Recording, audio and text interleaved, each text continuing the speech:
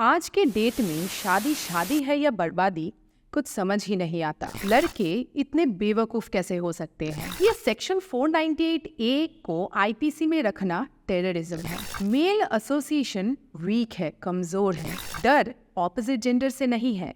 एक लड़की दूसरे लड़की की सबसे बड़ी दुश्मन है। बंदों को तो मुफ्त में इन चीजों में लपेटा जाता है।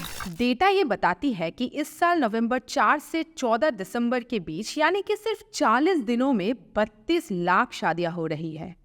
पर इसके बाद क्या? क्योंकि डेटा तो ये भी बता रही है कि 2021 में जितने भी क्रिमिनल केसेस फाइल हुए उनमें से 31.8% टोटल केसेस सेक्शन 498 आईपीसी के हैं। कुल 4,28,278 केसेस सिर्फ 2021 में फाइल हुए, जो 2020 के कंपैरिजन में 8% ज़्यादा है। 2018 वो साल था जिस साल आईपीसी के तहत सबसे ज़्यादा कन्विक्शन हुआ। जितने भी केसेस फाइल हुए थे उनमें से 50% लोगों को सज़ा हुई। पर उसी साल सेक्शन 498 आईपीसी के तहत जितने भी केसेस फाइल हुए उनमें कन्विक्शन रेट सिर्फ 13% था। हर 7 केस में से सिर्फ एक केस ही कोर्ट में साबित हो पाया, यानी कि 87% केसेस फेक निकले। ये वो क्या रहा है, सोचा आपने? चलिए सबसे पहले इस सेक्शन 498A को समझते हैं। तो एक जमाना ऐसा भी था जब शादियों को पवित्र बंधन माना जाता था। शादी के बाद हस्बैंड्स अपने पत्नी का ध्यान रखते थे, उनका केयर करते थे और अपनी ड्यूटीज को वो नेग्लेक्ट नहीं कर सकते थे। पर उस जमाने में डाउरी की प्रथा भी काफी प्रचलित थी और इसी डाउरी के डिमांड में महिलाओं को इल ट्रीट किया जाता था, हैरेस भी किया जाता था और कुछ केसेस में मार भी डाला जाता था। और इसी परिस्थिति को संभालने के लिए सेक्शन 498A बनाया गया, जो कहता है कि अगर किसी भी वुमन का पति या पति के रिलेटिव्स उसके साथ क्रुएल्टी से पेश आते हैं तो उन्हें 3 साल की सजा हो सकती है और साथ में फाइन भी हो सकता है। जो कि अच्छी बात थी कि चलो वो लाचार औरतें जिन्हें उनके हस्बैंड या हस्बैंड के रिलेटिव्स हैरास कर रहे हैं, सुसाइड करने पर मजबूर कर रहे हैं, उनको जस्टिस मिल पाएगा। पर धीरे धीरे ज़माना बदलता है और ये सेक्शन 498A टेररिज्म यानी कि आतंक में कन्वर्ट हो जाता है। जैसे जैसे एजुकेशन, फिनेंशियल सिक्योरिटी या मॉडर्नाइजेशन फैलने लगता है, उसके साथ बढ़ने लगता है इस सेक्शन का मिसयूज। बंदियों को कुछ मालूम हो ना हो, ये सेक्शन 498A पहले पता होता है। सबसे पहले तो जो सो कॉल्ड फेमिनिस्ट लोग हैं ना, सास ने खाने में थोड़ा ज़्यादा नमक क्या मिला दिया गलती से, कहने लगेंगी कि क्रूएल्टी है। इसके बाद केसेस सामने आते हैं जहां हस्बैंड को ब्लैकमेल करती है, उसके घर वालों को खुद भी परेशान कर रही होती है और अपने करीबी रिश्तेदारों से भी प्रेशर डलवाती है, टोटली एक्सप्लॉइट करती है। इस सेक्शन का मिसयूज इतना कॉमन हो चुका है कि शादी का इंस्टीट्यूशन डिग्रेड हो रहा है। 2003 में मनीमत कमेटी ने एक रिपोर्ट सबमिट किया जिसमें उन्होंने कहा कि इस सेक्शन के तहत जितने भी कंप्लेंट्स रजिस्टर होते हैं उससे इस प्रोविजन के ग्रॉस मिसयूज का पता लगता है। इन सब वजह से सुप्रीम कोर्ट का 2014 में Arnesh Kumar versus state of Bihar के केस में एक लैंडमार्क जजमेंट आया। सुप्रीम कोर्ट ने खुद कहा कि वाकई में इस सेक्शन के तहत इनोसेंट फैमिली मेंबर्स को फॉल्स केसेस में फंसाया जा रहा है और कई बार बिना किसी सबूत के। तो कोर्ट ने कहा कि पुलिस को पहले अच्छे से इन्वेस्टिगेशन करनी होगी मामले की सच्चाई को भांपने के लिए, ताकि हस्बैंड और उनके फैमिली मेंबर्स का अननेसेसरी हैरासमेंट ना हो। एक और case Lalita Kumari versus government of UP and others में सुप्रीम कोर्ट ने कहा कि इस सेक्शन के अंडर अरेस्ट करने से पहले मामले में इंक्वायरी करना मैंडेटरी है।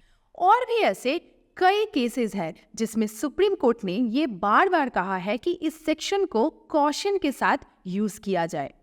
अपने अंदरूनी गुस्से को मिटाने के लिए नहीं था ये प्रोविजन, क्योंकि मोस्ट ऑफ द केसेस में देखा गया है कि कुछ नहीं हुआ होता है इन रियलिटी। बस लड़की अपने तसल्ली के लिए पूरे परिवार को बर्बाद कर देती है। पर ये इंस्टांसेस इतने बढ़े कैसे? क्यों शादी के सैक्रेड इंस्टीट्यूशन को इस तरह से बर्बाद किया जा रहा है? इसके कई कारण हैं। रिसेंटली आपने एसडीएम ज्योति मौर्य का केस तो ज़रूर सुना होगा कि किस तरह उसके हस्बैंड ने उसे पढ़ाया लिखाया, और जब उसने पीएससी क्लियर कर लिया तो उसने अपने पति को छोड़ दिया। उनके हस्बैंड ने ये तक रिवील किया है कि उनकी वाइफ उन्हें फॉल्स केसेस में फंसाने का थ्रेट दे रही है, यहाँ तक डेथ थ्रेट्स भी उन्हें मिले। तो ये होता है बेवकूफ़ी का नतीजा।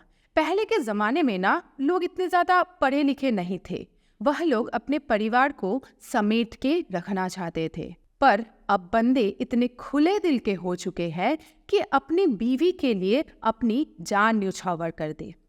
मैं ये नहीं कह रही हूँ कि लड़कियों को पढ़ाना लिखाना गलत है, पर अपना हर कदम कैलकुलेटेड होना चाहिए।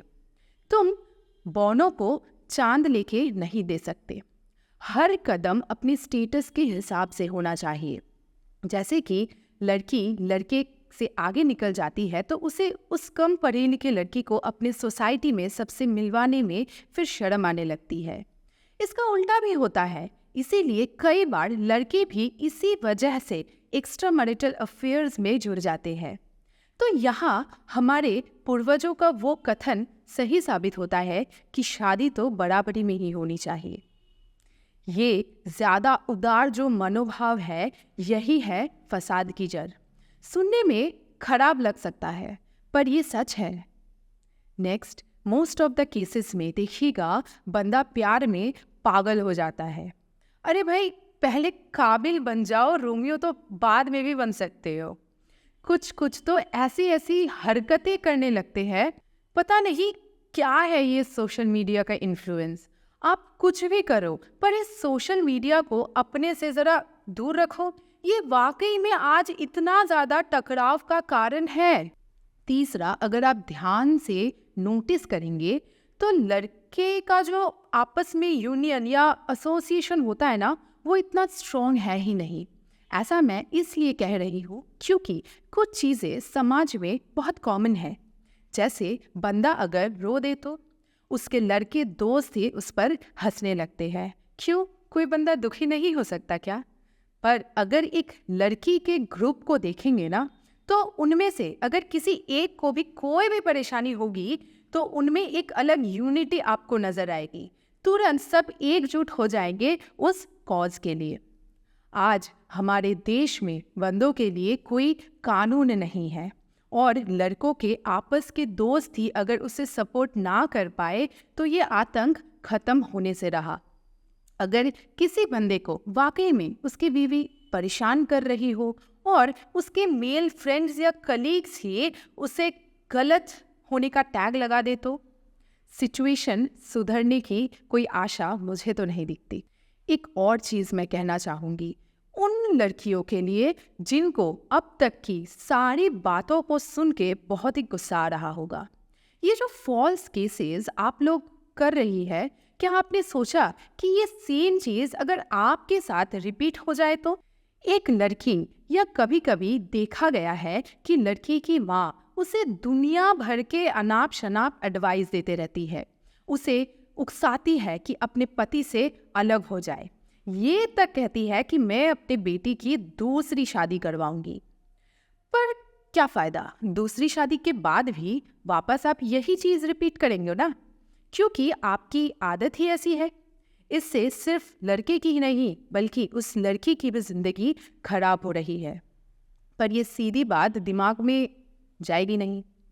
जिस बंदे को उसकी बीवी ने अरेस्ट करवाया, उसके खानदान वालों को जेल भिजवाया, कल को उसी लड़की के भाई की बीवी यही सेम चीज़ करे तो? भाई को जेल भिजवाए, उसके पूरे परिवार को बदनाम कर दे तो तब कैसा लगेगा? मुझे लगता है इतना तो इंसान को सोचना ही चाहिए। नहीं पसंद आ रहा है, मत रहो। म्यूचुअल डिवोर्स कर लो, शांति से अलग हो जाओ। पर नहीं, लोगों को तो बाजीगर बनना है। ये तो कुछ चंद रीजंस को मैंने हाईलाइट किया आपके सामने, पर क्या सरकार इस बारे में करने की कुछ भी सोच रही है? सच तो ये है कि इस मामले की गंभीरता को अभी के लिए नज़रअंदाज किया जा रहा है। आईपीसी को रिप्लेस कर जो बीएनएस बिल लाने की बात चल रही है, उसमें भी ये प्रोविजन रहेगा। तो हम क्या कर सकते हैं? अपनी सोच और समझ को बदलने की कोशिश कर सकते हैं, ताकि ये समाज सभी के लिए एक उपयुक्त स्थान बन पाए शांति से रहने के लिए। वीडियो अगर आपको पसंद आई तो इसे लाइक और दोस्तों के साथ शेयर करें। हमारे साथ जुड़े रहने के लिए लूसिड स्ट्रीमिंग को सब्सक्राइब ज़रूर करें। Thanks for watching.